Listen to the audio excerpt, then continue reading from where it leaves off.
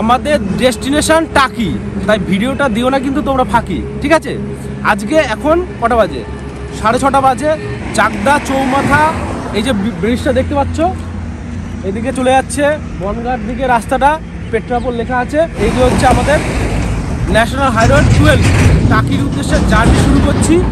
আমরা দুজন আছি, জগদ্দা এবং আমি। আমরা এখন বাইক রাইডিং করে টাকি পর্যন্ত যাব। এই ভিডিওটা দেখো এবং তারপর সেখানে যাওয়ার পরে কি দেখতে পাবে তোমরা, ম্যানগ্রোভ অরণ্য। তারপর আমরা হচ্ছে বাংলাদেশ বর্ডার পর্যন্ত নদী সঙ্গমে যাব, বিদ্যাধরী, কালিন্দী এবং ইছামতি নদী। তো ভিডিওটা ইন্টারেস্টিং, ভিডিওটা জার্নিটা দেখো, তারপর তোমাদের ওই ভিডিওগুলো আসছে, তোমরা সাথে দেখো, আশা করি ভালো লাগবে।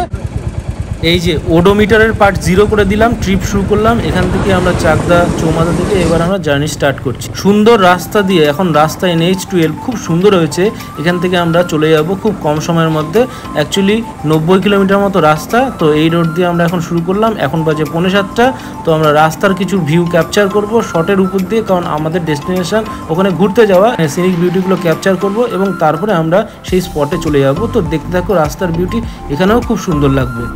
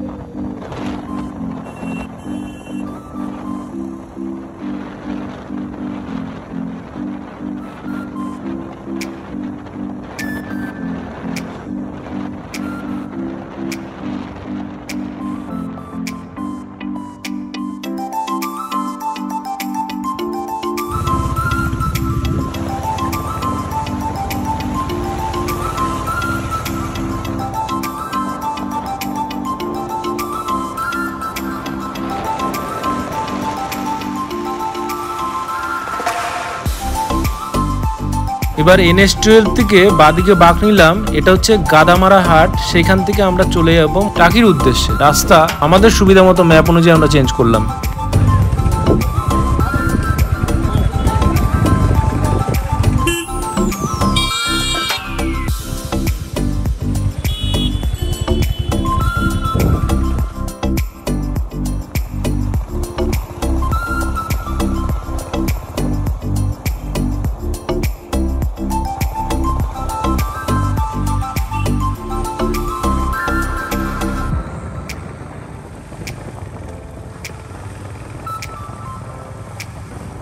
বিভিন্ন রাস্তার বিভিন্ন অবস্থা পার করে এবার আমরা চলে আসলাম টাকির মধ্যে এবং সামনে দেখতে পাবো টাকি পৌরসভা। তো টাকিতে পৌঁছেই গেছি, আর একটু সামনে গিয়ে টাকির ঘাট পর্যন্ত আমরা পৌঁছাবো।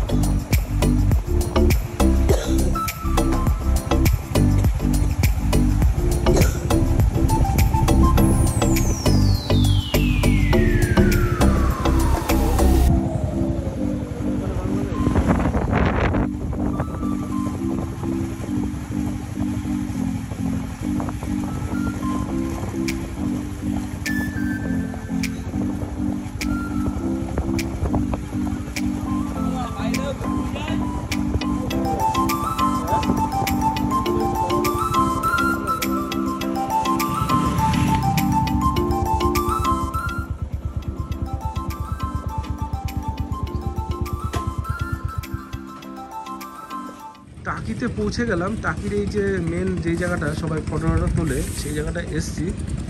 তো এখান থেকে জাস্ট একটু দেখাচ্ছি, এটা হচ্ছে ইছামতি নদী, দেখা যাচ্ছে। এই যে চড়াটা দেখা যাচ্ছে, এই চড়াটা ইন্ডিয়ার মধ্যেই পড়ে। তারপরে জল এরকম আছে এবং তারপরেও যে দেখা যাচ্ছে খুব দূরে মার্কিং করে দেখাচ্ছি, সেটা বাংলাদেশ। এবার জুম আউট করে এদিকটা দেখাই। নিচে এদিকে যদি যা হয়, এদিকে হাসনাবাদ যে ব্রিজটা আছে সেইটা পড়বে, এবং সেদিকে আমরা পরে বোটিংয়ে যাচ্ছি। এখান থেকে যেটুকুনি ক্যাপচার করা যায় এবং সেটা বলে দিচ্ছি। তো এসছি, এবার একটু টিফিন করে গোলপাতা ফরেস্ট ঘুরবো। এখানে আইডেন্টিটি চেক হয়, তারপরে যেতে দেয়। বর্ডার পারমিট করে হেঁটে হেঁটেই চলে আসলাম, 2-3 মিনিট রাস্তা। এই যে আমাদের এদিকে যেতে হবে, 10 টাকা করে টিকিট করলাম। এবার আমরা সামনের দিকে এগিয়ে যাচ্ছি। আমরা দেখতে পাবো গোলপাতা ফরেস্ট। এই তোমরা যে দেখতে পাচ্ছ এই যে গাছগুলো, এটাকে মিনি সুন্দরবনও বলা হয়, অনেকে মিনি সুন্দরবন বলেও এটা পরিচিত। তো ঢুকছি ভিতরে, দেখো গা ছমছম কি হয় কি হয়। এখানে জল উঠে আসে, কাদা কর্দমাক্ত জমি। তো আমাদের শুনে থাকবো ম্যানগ্রোভ বলা হয় যাকে। তো সেই গাছই এখানে, এটা বর্ডার এলাকা আর রিজার্ভ ফরেস্ট, সিকিউরিটি এত ব্যবস্থা।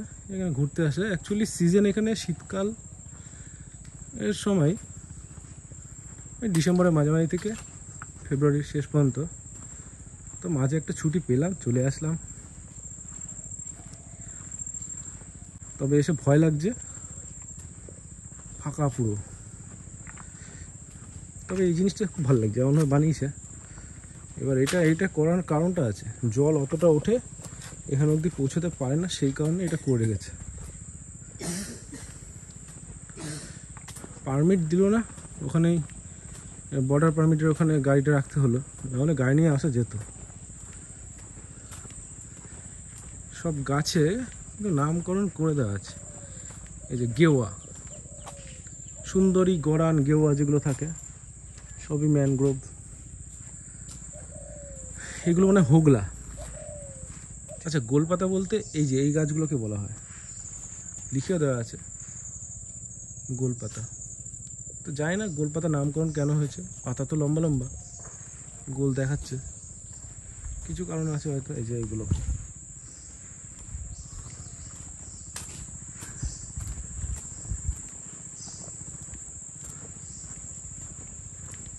আমি যাচ্ছি, কোনো কাট নেই, কোনো এডিট নেই, ফটো তোলার ভালো জায়গা। ওই যে গোলপাতায় ভরা। এবার এটা টপকে গিয়ে আমরা ওইদিকে দেখবো, এই দেখো, এই যেটা বলছিলাম মিনি সুন্দরবন। ব্রিজ থেকে নিচে জঙ্গলে নামা কঠোরভাবে নিষিদ্ধ, ঠিক আছে? এদিকে যাচ্ছি, এখানে গিয়ে দেখবো ইছামতি নদীটাই পুরো এর সাথে মিশেছে, একদম পাশ বরাবর। তো ওটার পাশে হচ্ছে বাংলাদেশ। আচ্ছা, এই রাস্তায় গেলাম, ওই রাস্তায় গেলাম না, ওই রাস্তায় ফেরার সময় যাব। ওখানে হচ্ছে টাওয়ার আছে, ওয়াচ টাওয়ার। তো আগে এদিকটা ঘুরে নিই। এখানে শুয়ে আছে ভিআইপি। এই টাকা দিকে, হ্যাঁ ঠিক আছে।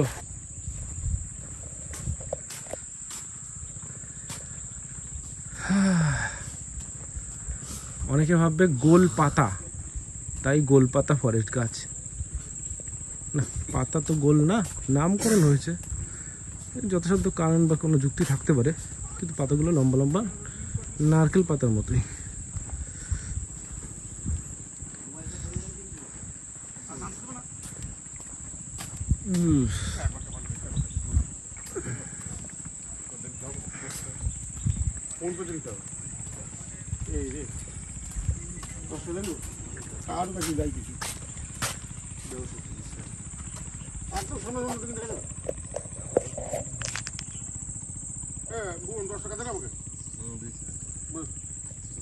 লেবু জল খেলে বলবে না, আইসক্রিম খেলে বলবে।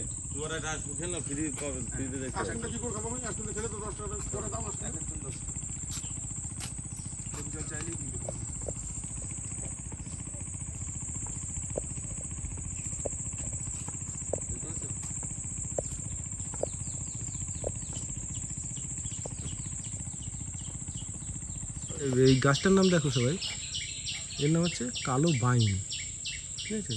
এটারই আধিক্য বেশি এই জঙ্গলে, কালো বাইন। তো যাই হোক, ওদিক দিয়ে ঘুরে আসলাম, ওদিকে কিছুই নেই এরকম।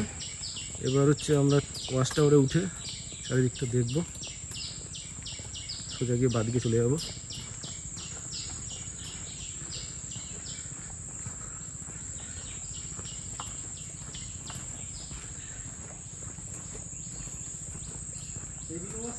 হ্যাঁ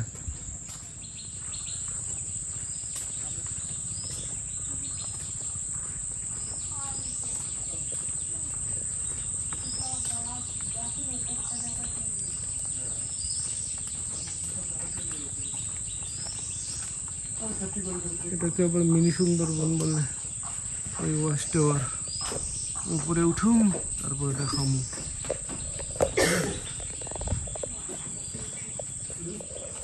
এখানে চলে আসলাম। এবার এইভাবে রাখা আছে, আন্ডার কনস্ট্রাকশন, কমপ্লিট হয়নি। এই যে কালো বাইন, মানুষজন দেখে বেরিয়ে গেল। এখান থেকে চারিদিকটা পুরো ফুল ভিউ দেখা যায়। তো এখানে এসে অনেকে দৃশ্য উপলব্ধি করতে পারে। বিকালের টাইমটা অ্যাকচুয়ালি ভালো এই টাওয়ারে। টাকিতে এসে আমি কি বলেছি, মোহনা পর্যন্ত যাব। এর ভিডিও আমার আগেও করা আছে, কিন্তু তার থেকে একটু আলাদা ধরনের ভিডিওটা এইটা হলো। এটা আমি তোমাদেরকে বলছি, এবার শোনো ভালো করে। ব্যাপারটা হচ্ছে টাকি যেখানে ঘাট আছে, যেখান থেকে সব জায়গায় ঘোরাতে নিয়ে যায়, সেখান থেকে আমরা তো রিভারে যাব মোহনার দিকে। তো মোহনাতে এর আগে একবার গিয়েছিলাম এবং কনভেনশনালি সবাই সেদিকেই যায়। তো সেটাই ভাবলাম যে ওই রিভারে, মানে এই রিভারে আমি বোটে করে এতজনের অপেক্ষা করে একদম যেই মোহনাটার কথা বলা হয়েছে সেটা হচ্ছে এইটা, এখানে আসবো কেন, তার জন্য কতক্ষণ ওয়েট করতে হবে।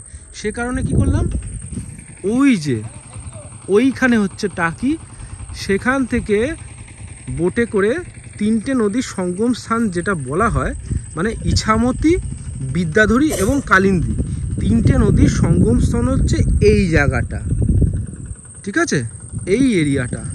এটা হচ্ছে সবচেয়ে চওড়া জায়গা। তো সেখান পর্যন্ত বাইকে করে সাইডের রাস্তা দিয়ে টাকির পাশ বরাবর, এদিকে হাসনাবাদের দিকে যাচ্ছে, ঠিক আছে, তার গা বরাবর দিয়ে আমরা চলে এসেছি এবং ইটভাটা সংলগ্ন এলাকাটা দিয়ে আমরা এদিকে ঢুকে আসলাম। ঢুকে এসে এই জায়গাটাকে পেয়ে গেলাম চোখের সামনে। যেটা আমরা বোটে করে আসব, সেটা আমরা বাইকে করে সাইডে রাস্তা দিয়ে চলে এসে দেখালাম যে 3টে নদীর সঙ্গম স্থান, বিদ্যাধরী, ইছামতি এবং কালিন্দী। এবার আমি বলি, শোনো তোমরা, এটা হচ্ছে ইছামতি নদী, এটা হচ্ছে বিদ্যাধরী, আর এইটা হচ্ছে কালিন্দী। এই নদীর পাশ বরাবর জুম করে দেখাই, এই যে বাদিকে যে অরণ্য দেখা যাচ্ছে, এইটা কিন্তু বাংলাদেশ এরিয়ার মধ্যে পড়ছে। আর ডান দিকে দেখতে পাবো আমরা, আরও জুম করে দেখাই, নদী, এবং নদীর পরে যে বনভূমি দেখা যাচ্ছে ওইটা কিন্তু ইন্ডিয়ার মধ্যে পড়ে। তাহলে এই নদীটা মাঝখানে, এটা বাউন্ডারির কাজ করলো ইন্ডিয়া আর বাংলাদেশের বর্ডারকে। এই যে মাঝখানের যে চওড়া জায়গাটা, 3টে নদীর সঙ্গমস্থল, এখানেই সবাই ঘুরতে আসে। ওই যে জায়গাটা বাংলাদেশের, ওটাকে ঘরামি পাড়া, এবং আমি যেখান থেকে ভিডিও করছি এই পার ইন্ডিয়ার মধ্যে, সেটা হচ্ছে সুভাষনগর, ঠিক আছে। আর হাসনাবাদ ব্রিজ ওই দিকটায়, জুম করে দেখাতে পারবো না, এখানে গার্ড হয়ে গেছে, ঠিক আছে, যদি সম্ভব হয় আমি দেখাবো সামনে গিয়ে। হাসনাবাদ ব্রিজ কিন্তু ওই দিকে, তো ওইটা ইন্ডিয়ার মধ্যেই পড়ে, কিন্তু এই নদীর বাউন্ডারি করে তার পাশে এটা হচ্ছে বাংলাদেশ। এই বাংলাদেশের গ্রামটাকে পুরো দেখাই, এই যে বাংলাদেশ, হ্যাঁ, এই যে ইন্ডিয়া।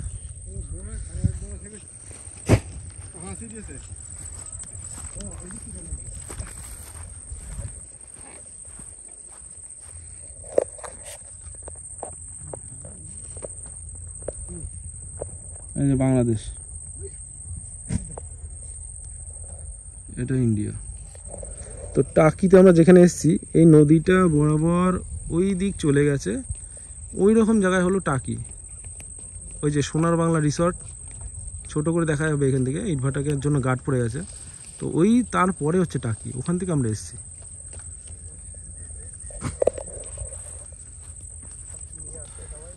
এইভাবে আমরা সংক্ষিপ্ত ভ্রমণের মাধ্যমে টাকি ব্লগটা কমপ্লিট করলাম।